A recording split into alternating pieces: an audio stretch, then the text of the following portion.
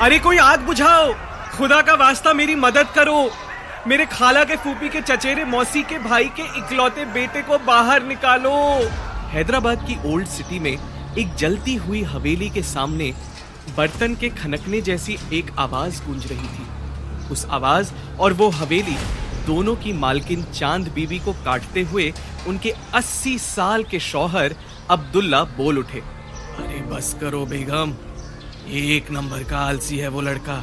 जलते हुए घर में सो रहा है नालायक, तकिया पकड़कर। आग वाले भाई साहब, आप पहले मेरे नूरजहां को बाहर लाइए। फायर ब्रिगेड के आदमी कंधे पे एक सीढ़ी उठाए हांफते हुए आ पहुंचे और उनके पीछे चिल्लाते हुए पहुंचा सीढ़ी का मालिक। ये लोग अपने घर में बाबा आदम के जमाने के सामान इकट्ठा करके हैं, आग तो लगनी ही थी। इसके लिए आप मेरी नई सीढ़ी को क्यों कुर्बान कर रहे हो? सीढ़ी के मालिक के बातों को नजरअंदाज करते हुए फायरमैन हवेली तक सीढ़ी लगाता है और पूछता है, किधर होगी आपकी नूरजहां? अब्दुल्ला ने कहा, रसोई में ही पड़ी रहती है, देखो चूल्हे के ऊपर बैठी होगी। फायर ब्रिगेड वाला चौंक कर पूछा, चूल्हे के ऊपर बैठी है आपकी छोटी बेगम? चांद बीबी ने अपना सर पीटते हुए कहा, नामाकूल बेगम नहीं, बिल्ली है इनकी। अब्दुल्ला ने बड़े शान से इतराते हुए कहा, कोई मामूली नस्ल की बिल्ली नहीं है मियां, पर्शियन कैट है, पर्शियन। हमारे घर में फर्नीचर से लेकर बिल्ली तक सब ईरानी है मियां।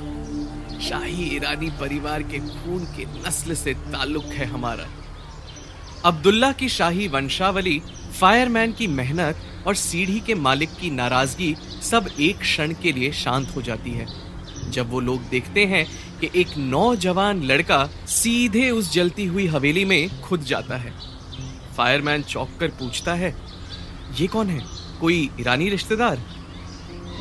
लेकिन मियां की बीवी ने सर हिलाया। इस लड़के को वो जानते तक नहीं थे। फायरमैन को ताज्जुब होता है और वो अपने आप से कहता है, जान ना पहचान, मैं तेरा मेहमान। ये बेगानी के शादी में अब्दुल्ला दीवाना कहां से आ पहुंचा?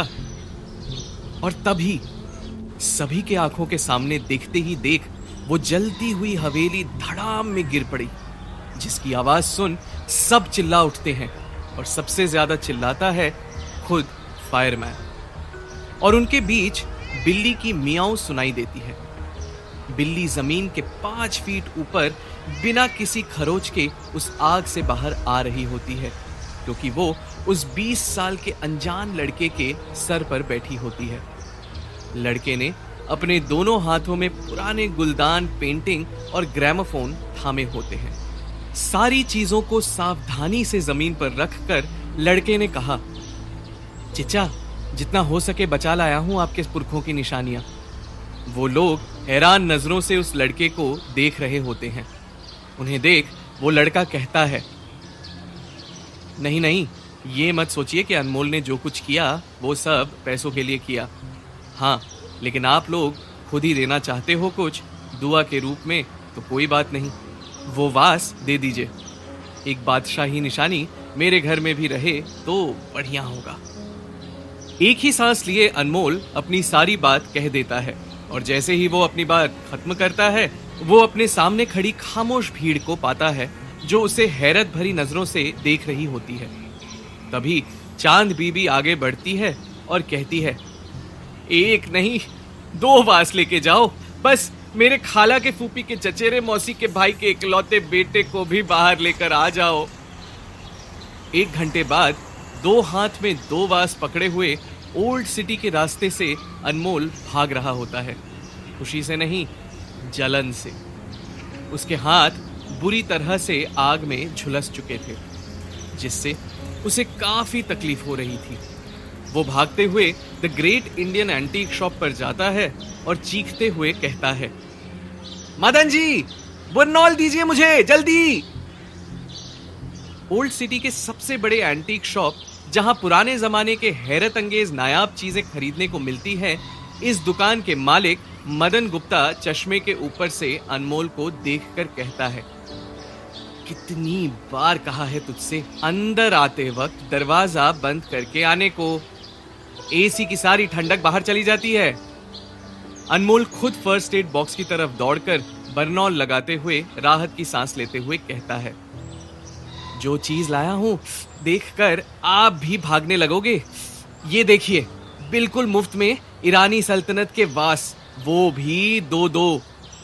आंखों के सामने मैग्नीफाइंग ग्लास पकड़े मदन गुप्ता अब वास के तरफ बढ़ता है। वो वास की जांच के बाद चिल्ला उठा, ये ईरानी वास है? तो वो सामने फ्लाईओवर है ना, वो सम्राट पृथ्वीराज के टाइम का बना हुआ है। और मेरे इस दुकान पे अकबर बादशाह आते थे शॉपिंग करने जोधाबाई के साथ। 2 रुपए के वास उठा ले आया निकम्मे, नालायक। ऐसे कह रहा था मानो कोई शाही फरमान के साथ नगीने लाया हो। हट, एंटीक की समझ रत्ती भर है नहीं और ईरान की सल्तनत तक पहुंच गया। हमेशा फालतू चीजें उठा लाता है और असली चीजें छोड़ आता है। पूरा दिन बर्बाद किया नकली चीजों के पीछे। अनमोल के जले घाव की जलन कम तो हो गई थी, लेकिन असली दर्द तो अभी शुरू हुआ था, जो उसके आंखों में आंसुओं के रूप में बनकर जमा हो रहे थे। लेकिन उससे बेखबर मदन गुप्ता अनमोल पर चीखे जा रहा था। पता नहीं क्यों इस लाइन में पड़ा है तू। एंटीक पहचानने के लिए नजर चाहिए, पक्की नजर, बाज जैसी, जो भगवान ने तुझे दी ही नहीं है, समझा? तो इस लाइन से निकल और सबसे पहले मेरे सामने से निकल। ये ठेली पकड़ और दे आ असगर को 4 बजे नेकलेस रोड के पीछे वाले बस स्टॉप पे। तो पियोन के काम के लिए ही सही है। ठीक उसी वक्त अपने जले हुए घर के सामने बैठे चांद बीबी अपने पति अब्दुल्ला को समझा रही होती है। मैं क्या आपको बेवकूफ लगती हूँ जो उस पोटे को बादशाही ईरानी वास दे दूंगी? आपका मन रखने के लिए वो मेरे खाला के फूफी के चचेरे मौसी के भाई का बेटा लेके आया था जुमेरात बाजार से। कुछ आधे घंटे बाद पुराने बाजार की पुरानी दुकानों के सामने से गुजरते हुए अनमोल बड़बड़ा रहा था, बनना ही होगा मुझे दुनिया का सबसे बेस्ट एंटीक सेलर। कैसे भी नजर तेज करनी होगी, बाज की तरह, एकदम पक्की नजर। उसे क्या पता था कि स्कूल यूनिफॉर्म पहने, कंधे पे बैग लिए 2 लड़कियां उसे देख रही हैं। एक लड़की ने दूसरे की तरफ मुस्कुराते हुए कहा, हाय अल्लाह, कितना क्यूट है यार ये लड़का। पूरे हैदराबाद में इससे किरकिरा चीज नहीं मिलेगी। दूसरी ने कहा, हाँ, लेकिन पूरे हैदराबाद में इससे निकम्मा लड़का भी नहीं मिलेगा। अब्बू जान को क्या बताएगी कि लड़का डॉक्टर इंजीनियर छोड़ सरकारी नौकरी भी नहीं करता, एंटीक वाले मदन गुप्ता का मुलाजिम है। तभी पीछे से एक तीसरी लड़की बोल उठी, ओए, अब्बू को बताऊं तेरे कि स्कूल से निकल के उनकी बेटी यहाँ वहां लड़के ताड़ने आती है। पीछे मुड़कर लड़कियां जैसे ही देखती हैं, उनकी सिट्टी बिट्टी गुल हो जाती है, क्योंकि उनके पीछे थी पुराने मोहल्ले की गब्बर जोया अली सिद्दीकी। जोया को देख वो दोनों लड़कियां गिड़गिड़ाने लगी, प्लीज जोया दीदी, हमारे अब्बू से कुछ मत कहना, प्लीज प्लीज कुछ मत कहना। जोया ने शेरनी के जैसा दहाड़ते हुए उनसे कहा, चलो भागो यहां से, आइंदा मुझे यहां लठोरी करते हुए दिखाई मत देना, भागो। लड़कियां घर की ओर बढ़ जाती हैं और जोया बढ़ती है अनमोल की ओर। जोया के चेहरे पर एक मीठी सी मुस्कान आती है। जहां कुछ देर पहले उसकी आंखों में गुस्सा नजर आ रहा था, तुरंत ही वो गुस्सा अनमोल को देख प्यार में तब्दील हो जाता है। जोया अनमोल के पीछे से आवाज लगाती है, हीरो, बड़बड़ करना बंद भी करेगा कि खाना भी खाएगा? अनमोल जोया के हाथ में एक स्टील की टिफिन देखता है। वो अपना सर हिलाते हुए कहता है, नहीं रे, 4 बजे मदन जी का सामान डिलीवर करने जाना है। जोया ने कहा, ओए चुप, 4 बजने में बहुत टाइम बाकी है। सुबह सुबह क्या कांड किया है तूने? सारे ओल्ड सिटी को पता लग चुका है। घर से कीमा पराठा बनाकर लाई हूं तेरे लिए, ले खा ले। भूखा शेर जैसे शिकार को देख झपट पड़ता है, ठीक उसी तरह अनमोल पराठे के ऊपर टूट पड़ता है। अपने हाथों से अनमोल के शर्ट पर गिर रहे पराठों के मसाले को साफ करते हुए जोया ने कहा, सही कहते हैं लोग, पता नहीं क्यों पड़ा रहता है तू उस नीलाम एंटीक शॉप में। दिन रात मदन गुप्ता की गाली खाना तुझे क्या अच्छा लगता है? अनमोल बिना कुछ कहे खाना खा रहा होता है। लेकिन जोया कहती गई, बचपन से जानती हूं तुझे, इतना ब्रिलियंट है, मेडिकल में 3rd रैंक आया था और ना जाने स्पोर्ट्स में कितने कप्स और ट्रॉफीज जीते हैं तूने, फिर भी यहाँ ओल्ड सिटी में ना जाने क्यों अपनी जिंदगी बर्बाद कर रहा है। अनमोल पराठे ठूसते हुए कहता है, मजबूरी है मेरी, यही करना पड़ेगा, तू नहीं समझेगी जोया। जोया नाराजगी में कहती है, तो समझा ना मुझे, किस मजबूरी के कारण से पढ़ा है तू यहाँ एंटीक की लाइन में। नहीं, आज तुझे बोलना ही पड़ेगा, तेरे बचपन की दोस्त हूं कि नहीं, बोल। अनमोल खाते हुए रुक जाता है और जोया की तरफ कुछ देर देखते हुए कहता है, ये बात मेरे अलावा किसी को नहीं पता दुनिया में। इससे पहले कि अनमोल कुछ आगे कह पाता, उसका फोन बज उठा। अनमोल अपने जेब से सस्ता वाला फीचर फोन निकालकर जोया से मुंह फेर लेता है और फोन में देख कहता है, अम्मी इस वक्त? वो फोन पर बात करते हुए कहता है, हाँ मम्मी। पापा क्या? कब? वो हड़बड़ाहट से फोन कट करता है और डर कर जोया से कहता है, जोया मुझे तुरंत निकलना पड़ेगा, पापा बेहोश हो गए हैं फिर से, उनसे उठा नहीं जा रहा। तभी जोया उसके हाथ में कुछ पैसे थमाते हुए कहती है, टैक्सी ले ले, बस का इंतजार मत कर। उसके बाद अनमोल जितना तेज हो सके उतना तेजी से दौड़ता है। भरे रास्ते से भागते हुए अनमोल पागलों की तरह टैक्सी और ऑटो रोकने की कोशिश कर रहा होता है। उसी भागा दौड़ी में अनमोल एक पत्थर से टकरा जाता है, जिससे उसके पैरों से चप्पल तक अलग हो जाती है। उस पत्थर की चोट के कारण अनमोल के अंगूठे से खून बहने लगता है, लेकिन उसे ना तो खून बहने की परवाह होती है और ना ही किसी दर्द की। उसे तो बस अपने पापा के पास पहुंचने की धुन सवार होती है। रास्ते में भागते हुए अनमोल के दिमाग में काफी सारे सवाल डर की शक्ल में उसके सामने आ रहे होते हैं, जैसे कि क्या घर पहुंचने पर वो अपने पिता को सही सलामत देख पाएगा? ना जाने उसके पिता किस हाल में होंगे।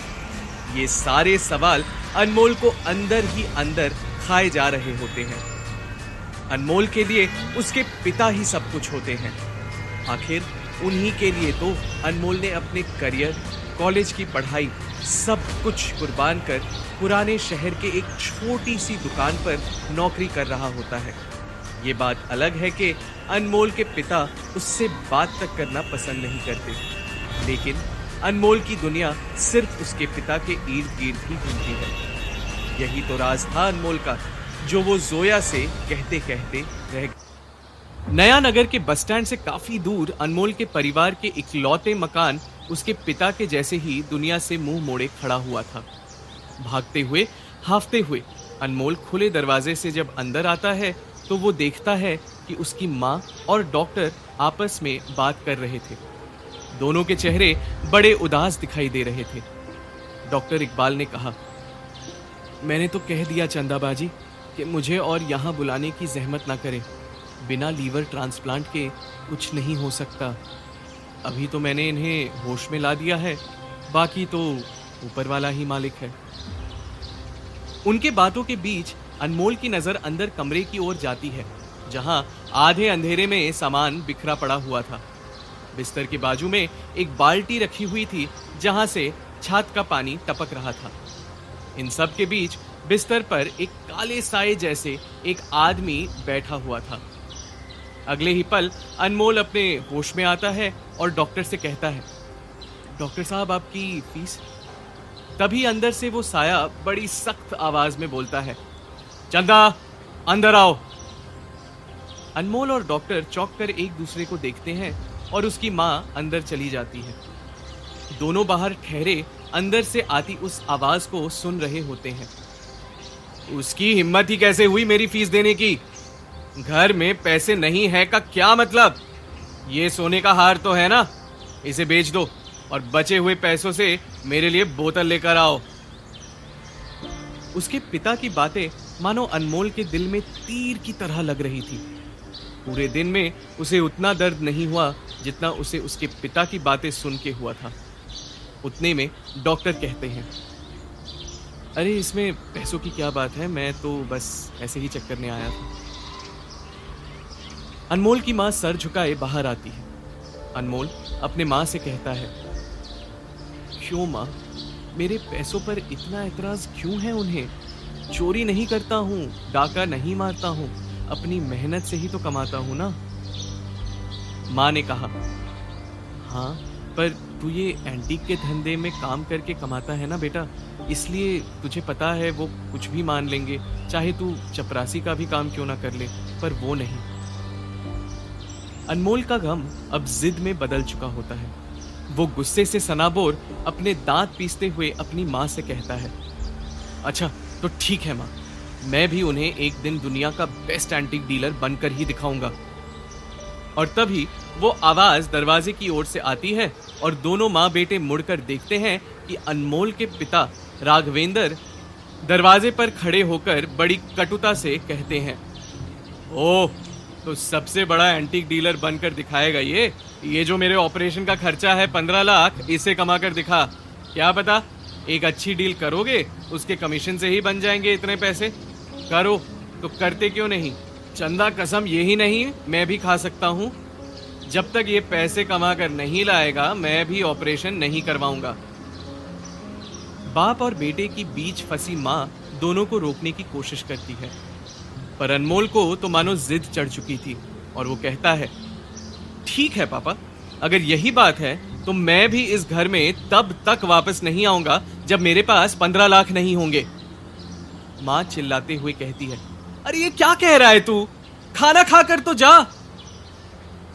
रूठा हुआ अनमोल चला जा रहा होता है, तभी उसके पिता ताना देते हुए कहते हैं, इसके 15 लाख कमाते कमाते कहीं मैं ऊपर ना निकल जाऊं।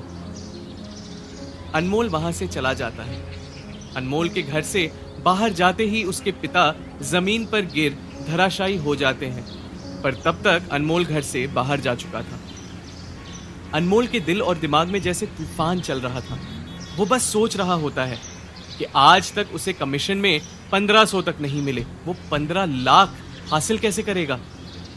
तभी अनमोल अपने आप से कहता है, कैसे भी कर मेरे पॉकेट में जितने भी पैसे हैं उन्हें अगले महीने तक 15 लाख करने ही होंगे। ये सोचते हुए जैसे ही अनमोल अपने जेब में पैसे जांचने के लिए हाथ डाला, वो चौंक जाता है कि ये उसके जेब में छोटी सी पोटली कहां से आ गई। वो उस पोटली को बाहर निकालता है और खोलकर देखता है। अनमोल देखता है कि उस पोटली के अंदर काफी सारे आम से दिखने वाले चावल होते हैं और इन चावलों को देख अनमोल को एक झटका लगता है, क्योंकि तभी उसे याद आता है कि ये तो वो पोटली है जो मदन गुप्ता उसे 4 बजे डिलीवर करने के लिए दी थी।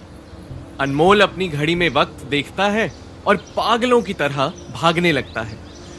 भागते समय अनमोल अपने आप से बड़बड़ाते हुए कहता है, कैसे भी करके मुझे 4 बजे तक नेकलेस रोड पहुंचना ही होगा, वरना मदन जी मुझे जिंदा नहीं छोड़ेंगे।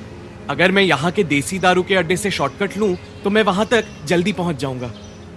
अपने आप से बात करते हुए अनमोल तेजी से अपने मंजिल की ओर भाग रहा होता है, पर तभी उसकी नजर देसी शराब के अड्डे पर पड़ती है। जैसे ही अनमोल उस देसी शराब के अड्डे की ओर देखता है, वो चौंक जाता है। गौर से देखने पर उसे दिखाई देता है कि 2 से 3 लोग एक आदमी को पीट रहे होते हैं। उसमें से एक आदमी गाली देते हुए उस शराबी से कहता है, अगर पीने के पैसे नहीं है तो पीने ही क्यों आता है? तू तब तक मार खाएगा जब तक कि तू पैसे वापस ना कर दे, या फिर तेरे जिस्म की एक एक हड्डी ना टूट जाए। रास्ते पर दूर खड़ा अनमोल दूर से उस शराबी को पीटता हुआ देखकर हैरान हो रहा होता है। उसे वो सभी दृश्य अपने अतीत के पन्नों में ले जाते हैं, जहां उसके पिता को ऐसे ही कुछ लोग शराब की दुकान के बाहर पैसे ना चुकाने के कारण पीट रहे होते हैं, और छोटा सा अनमोल अपने पिता को ना पीटने के लिए उन लोगों के सामने गिड़गिड़ा रहा होता है। तुरंत ही अनमोल अपने अतीत के पन्नों से बाहर आता है। वो चुपचाप रास्ता पार कर उन लोगों की ओर जाता है और पूछता है, कितने पैसे बाकी हैं इनके? उस भीड़ में खड़े एक आदमी ने अनमोल से कहा, 800 रुपए। तू देगा? रिश्तेदार है इसका। अनमोल उस आदमी से कुछ नहीं कहता और चुपचाप अपने जेब से पैसे निकालकर उन लोगों को दे देता है जो उस शराबी को पीट रहे थे। 800 रुपए देने के बाद अनमोल के पास अब बस कुछ ही पैसे बाकी थे, जिसे 15 लाख इकट्ठा करने हैं। उसने एक शराबी को पीटते हुए देखा और अपने पैसे दे दिए। वहां खड़ी सारी भीड़ चली जाती है। अनमोल भी मुड़कर जाने लगा और तभी पीछे से एक आवाज आती है, ओ भाई, अरे ओ भाई, सुनो तो, पीट वीट कर मेरा सारा नशा उतर गया है। और पैसा है क्या तुम्हारे पास एक और बोतल के लिए? अनमोल हैरानी से उस शराबी को देखता है जिसने उसकी कुछ ही देर पहले मदद की थी। अनमोल देखता है कि वो शराबी उसी ओर लड़खड़ाते हुए आ रहा था। उस शराबी के शरीर पर खून लगा हुआ था, पर चेहरे पर एक अजीब सी मुस्कान भी थी। तभी अनमोल को अपने किए पर पछतावा होता है। वो मुड़कर जाने लगता है, पर तुरंत ही वो शराबी अनमोल के आगे आकर खड़ा हो जाता है। अनमोल ये देख हैरान हो जाता है कि कैसे वो शराबी उसके सामने आकर खड़ा हो गया जो क्षण भर पहले उसके आगे खड़ा था। वो शराबी अपने चेहरे पर एक अजीब सी मुस्कान लिए अनमोल को अपनी मुट्ठी दिखाकर कहता है, ये रख लो, तुम्हारे काम आएगा। अनमोल उस शराबी से डरते हुए कहता है, मुझे कुछ नहीं चाहिए। इतना कहकर अनमोल वहां से जाने लगता है, पर वो शराबी कहां मानने वाला था। वो अनमोल का पीछा कर रास्ता रोकते हुए कहता है, भासना ऐसे ही किसी से मदद नहीं लेता। पता है, 22 लोग गुजरे मेरे सामने से जब मैं पिट रहा था। तुम 23वें थे, पर किसी ने मेरी मदद नहीं की। तुम सच्चे इंसान हो। तुम ये रख लो, तुम्हारे काम आएगा। इससे सच्चाई देख पाओगे। इतना कहते हुए वो शराबी अनमोल की मुट्ठी में कुछ थमा देता है। अनमोल अपनी मुट्ठी खोलकर देखता है कि उसमें एक छोटा सा आईना है, जिसके चारों ओर सस्ता गोल्डन पेंट लगा हुआ होता है। अनमोल उस आईने को उस शराबी को देते हुए कहता है, मुझे नहीं चाहिए तुम्हारा ये आईना। अनमोल की बात सुन वो शराबी उसे कहता है, सुन, निजामुल मुल्क से भी मैंने कुछ नहीं लिया बिना कुछ दिए, तो फिर तेरे पैसे ऐसे कैसे ले लूं? अनमोल सोचते हुए अपने आप से कहता है, जरूर ये आदमी पागल है। जिस निजाम की ये बात कर रहा है वो तो 200 साल पहले यहाँ पर राज किया करता था। अनमोल उस शराबी से पीछा छुड़ाने के लिए उसे कांच के टुकड़े को अपने हाथ में लिए दौड़ने लगता है। जैसे जैसे अनमोल दौड़ने लगता है, ढलते हुए सूरज को देख उसकी धड़कन और तेजी से बढ़ने लगती है। एक हाथ में आईना और एक हाथ में चावल की पोटली लिए अनमोल तेजी से दौड़ रहा होता है। जैसे ही अनमोल की नजर आईने पर पड़ती है, वो चौंक कर रुक जाता है। अनमोल देखता है कि उस आईने में चावल की पोटली दिखाई ही नहीं देती। अनमोल अपनी हाथ में रखी पोटली को आईने के सामने रखता है तो उसे दूसरे हाथ में सिर्फ एक चावल का दाना दिखाई देता है। इस नजारे को देख जैसे अनमोल के बदन में एक ठंडी लहर सी दौड़ पड़ती है। तभी अनमोल को उस शराबी की बात याद आती है कि कैसे वो अजीब हरकतें कर रहा था। डर के मारे अनमोल इधर उधर देखता है और सड़क के किनारे जाकर कूड़ेदान में वो आईना फेंक देता है। अनमोल सीधा वो चावल की पोटली पकड़कर अपने मंजिल की ओर जाता है। जैसे ही अनमोल अपनी नेकलेस रोड पहुंचता है, वो देखता है उस एरिया में काफी लोग खड़े होकर बात कर रहे थे। अनमोल वहां पर एक खड़े हुए शख्स से पूछता है, क्या हुआ भाई, इतनी भीड़ क्यों है? वो शख्स अनमोल से कहता है, इतनी बड़ी 3 पुलिस की गाड़ियां दिखाई नहीं दे रही? किसी अनमोल नाम के शख्स को पकड़ने आए थे। उस आदमी से अपना नाम सुन अनमोल सुन्न रह जाता है। वो शख्स अनमोल से कहता है, पुलिस ने कोई बड़ा स्मगलर पकड़ा है, असगर नाम का। कह रहा था कि वो किसी अनमोल से मिलने आया था। बड़े चालू होते हैं ये स्मगलर लोग। यहाँ वो अनमोल आया ही नहीं। उस आदमी की बात सुने दबे पांव अनमोल धीरे धीरे पीछे की ओर जाने लगता है। यहाँ सब देख अनमोल हैरानी से अपने आप से कहता है, अच्छा, तो स्मगलिंग के लिए मदन गुप्ता ने मुझे एक प्यादे की तरह इस्तेमाल किया। अगर मैं यहाँ सही टाइम पर पहुंच जाता तो मुझे ये पुलिस जरूर उठा लेती। पर ऐसा क्या है मेरे पास स्मगलिंग लायक जिसे पुलिस ढूंढ रही है? कभी अनमोल के उस पोटली को जांचने के लिए अपनी जेब में जैसे ही हाथ डालता है, वो सन्न रह जाता है, क्योंकि उसके जेब से चावल की पोटली के अलावा कुछ और भी था। एक ठोस चकोनी आकृति वाली चीज। जैसे ही वो उस चीज को बाहर निकालता है, वो देखता है कि ये तो वही आईना जिसे वो कुछ देर पहले वो 2 किलोमीटर पीछे फेंक आया था। वो आईना अनमोल के हाथ में होता है, जो उसे उसकी शक्ल दिखा रही होती है।